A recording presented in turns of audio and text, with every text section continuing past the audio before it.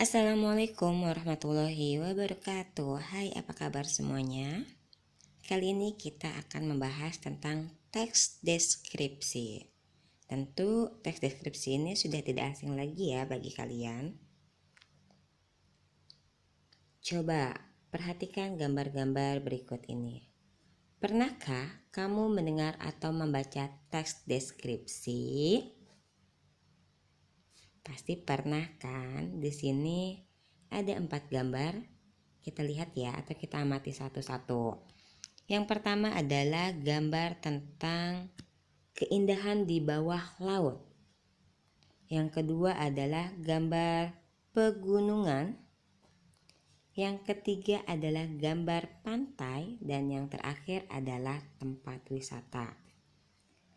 Dari keempat gambar ini, banyak hal yang bisa dideskripsikan dari segi keindahannya.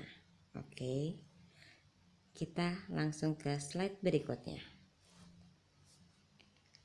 Pernahkah kamu membaca info perjalanan yang mendeskripsikan keindahan wisata Indonesia? Di sini ada 4 hal yang bisa diketahui tentang sebuah keindahan atau tempat-tempat wisata. Kita bisa mengetahuinya dari buku informasi perjalanan. Untuk kalian yang suka traveling, kalian bisa merancang sebuah perjalanan atau mencari tempat-tempat wisata yang menarik dari buku informasi perjalanan. Yang kedua adalah dari program TV Jalan-Jalan. Sudah banyak kan program TV yang mendokumentasikan suatu tempat dan perjalanan yang indah dan menarik. Yang ketiga adalah dari majalah perjalanan. Di sebuah majalah biasanya ada satu artikel atau sebuah artikel tentang tempat-tempat wisata yang menarik. Yang terakhir adalah bisa dilihat dari film atau cerpen. Nah, film atau cerpen ini banyak memberikan gambaran tentang keindahan-keindahan suatu tempat atau suatu objek. Ini dia pengertian teks deskripsi secara umum. Teks deskripsi adalah paragraf yang berisi penggambaran suatu objek, tempat atau peristiwa tertentu kepada pembaca secara jelas dan terperinci sehingga pembaca seolah-olah melihat dan merasakan sendiri apa yang dideskripsikan oleh penulis. Kita akan bahas tentang ciri tujuan teks deskripsi. Apa saja sih tujuan deskripsi? Mari perhatikan dengan seksama. Ada 2 ciri tujuan teks deskripsi. Yang pertama adalah menggambarkan objek dengan cara merinci objek secara subjektif atau melukiskan kondisi objek dari sudut pandang penulis. Nah, subjektif ini berarti pengamatan atau penilaiannya dilihat dari individu seseorang. Ciri yang kedua, penggambaran sekonkret mungkin suatu objek atau suasana atau perasaan sehingga pembaca seakan-akan melihat, mendengar, mengalami apa yang dideskripsikan. Jadi, walaupun si pembaca tidak melihat langsung, ketika kita menuliskan suatu tempat atau suatu objek tertentu, orang yang membaca atau yang mendengarkan seolah-olah bisa melihat, mendengar, atau mengalami secara langsung objek tersebut. Kita ke ciri yang kedua, yaitu ciri objek teks deskripsi. Bagaimana ciri objek yang dapat dideskripsikan? Ciri objek yang bisa dideskripsikan: 1. Objek yang dibicarakan pada teks deskripsi bersifat khusus. Objek tertentu yang kemungkinan berbeda dengan objek lain. Jadi setiap objek biasanya memiliki kekhususan atau ciri masing-masing yang tidak sama dengan objek lain sehingga bisa dibedakan. Yang kedua adalah objek yang dideskripsikan bersifat pendapat personal. Nah, yang tadi ya sebelumnya pendapat personal ini sifatnya adalah subjektif. Jadi, masing-masing orang bisa saja memiliki pendapat atau mendeskripsikan suatu objek dengan cara yang berbeda. Berikutnya, ciri isi teks deskripsi. Apa saja ciri isi teks deskripsi? Langsung saja kita lihat. Yang pertama, isi teks deskripsi diperinci menjadi perincian bagian-bagian objek. Jadi secara umum dirinci lagi nih lebih khusus atau lebih spesifik. Yang kedua, isi teks deskripsi menggambarkan secara konkret. Menggambarkan wisata yang indah akan dikonkretkan indahnya seperti apa.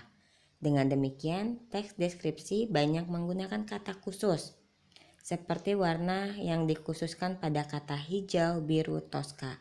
Jadi, seolah-olah si pembaca atau si pendengar bisa melihat atau bisa membayangkan secara langsung.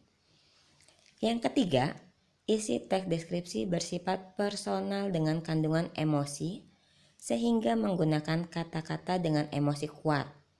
Contohnya ombak menggempur, kemolekan pantai, ibuku yang tangguh. Nah, ada rasa yang membuat hati itu lebih merasakan isi dari sebuah deskripsi tersebut. Lanjut ke jenis teks deskripsi. Ternyata jenis teks deskripsi ini terbagi menjadi dua. Apa saja ya jenisnya? Mari kita lihat. Jenis yang pertama, teks deskripsi berdiri sendiri sebagai teks. Nah, jadi kita mendeskripsikan suatu teks secara utuh. Misalnya contoh tentang mendeskripsikan pantai Parangtritis. Hanya satu objek itu saja yang dideskripsikan, tidak ada objek lainnya. Yang kedua, teks deskripsi yang menjadi bagian teks lain. Nah, contohnya ada di cerpen, novel, lagu, iklan, dan lain-lain. Di cerpen fokusnya adalah pada sebuah kisah kehidupan, tapi ada satu bagian teks deskripsi yang diselipkan dalam cerpen atau sebuah novel. Misalnya tentang keindahan sebuah tempat, kemudian bisa mendeskripsikan tentang seseorang secara detail. Itulah maksud dari teks deskripsi menjadi bagian dari teks lain. Ciri teks deskripsi dari segi penggunaan bahasa. Wah, ada banyak nih, mari kita cermati. Yang pertama, menggunakan kata-kata khusus untuk mengkonkretkan warna dirinci, misalnya merah, kuning, atau hijau. Jadi lebih jelas dan lebih nyata membayangkannya.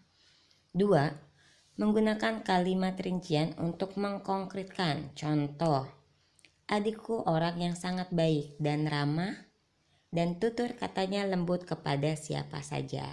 Kita seolah-olah kenal ya dengan sosok seseorang tersebut. 3. Menggunakan kata sinonim dengan emosi kuat. Contohnya, indah diungkapkan dengan sinonim yang lebih memiliki emosi kuat, yaitu elok, permai, molek, mengagumkan, memukau, atau menakjubkan. Ini adalah pemilihan diksi atau kata, sehingga orang yang membaca atau mendengar bisa lebih merasakan secara nyata teks tersebut. 4. Menggunakan majas untuk melukiskan secara konkret. Misalnya, hamparan laut biru Toska seperti permadani indah yang terbentang luas. Angin pantai dengan lembut mengelus wajah kita. Seolah-olah kita bisa merasakan langsung nih ya, sejuknya angin pantai. Poin kelima, menggunakan kalimat rincian atau contohnya, terumbu karang berwarna-warni. Ada terumbu karang orange, abu, hijau, muda, dan lainnya. Ini merinci jenis-jenis terumbu karang. 6. Menggunakan bahasa sehingga pembaca seolah-olah melihat, mendengar, dan merasakan apa yang dideskripsikan. Nah, penggunaan bahasa ini adalah pemilihan kata-kata yang bisa membuat pembaca atau pendengar merasakan secara langsung. Yang terakhir, poin ketujuh, teks deskripsi yang memunculkan kata ganti orang. Misal, kucingku, ibuku, memasuki wisata ini Anda akan disambut. Ada kata ganti Anda, ya. Itu adalah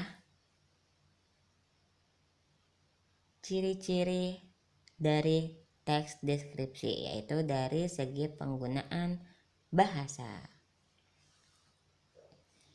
Sekian materi untuk hari ini, semoga kalian bisa memahaminya dengan baik. Terima kasih. Wassalamualaikum warahmatullahi wabarakatuh.